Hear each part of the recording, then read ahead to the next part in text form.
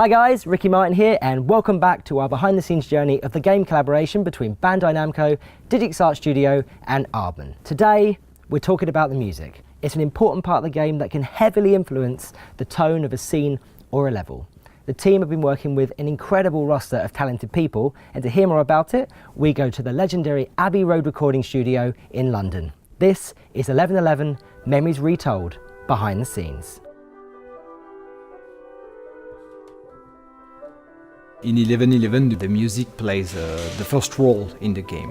Music is telling something universal to people. It does not depend on your language. Music is universal. So the subtlety we want to convey in the game go through the music first. The war has to be personified in a way, and the music plays that role. Like in one sequence, you can go from pure sadness to joy to naivety to something else, and this can go very quickly. So the music has to guide you and follow this flow in a way, and it's quite difficult in terms of composition for sure. I'm very happy because we finally could work with Olivier de Riviera. It's been years we want to work together.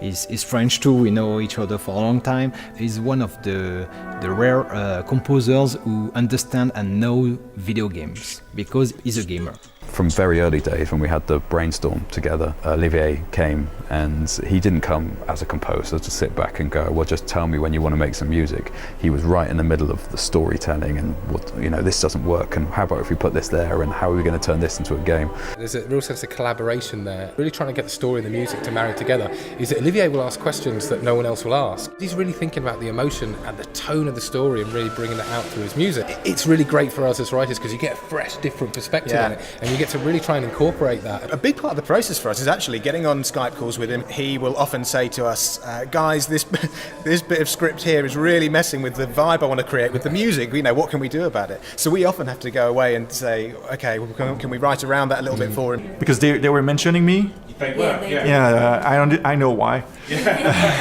I worked very closely with the writers, so Steven and Sharky. We've been discussing on a daily basis the characters. The music now is much more about telling the story. Very dramatic, but also very cheerful, very sometimes like absurd.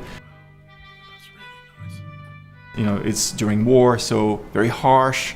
So we wanted to express all of those situations. The two characters, they are speaking like as narrators, and the music is supporting that.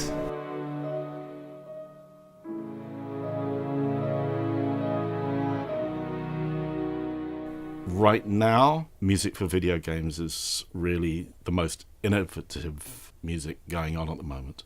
Normally I start off with a Skype conversation with Olivier, and he's got some very definite ideas of how to approach it. He sends me his mock-ups and we have conversations and basically arrive at what the setup's going to be, and then it's just coming here and just putting that into reality. I've worked with Olivier a few times now, and he never ceases to amaze me. Every project that we've done, he comes up with something totally new.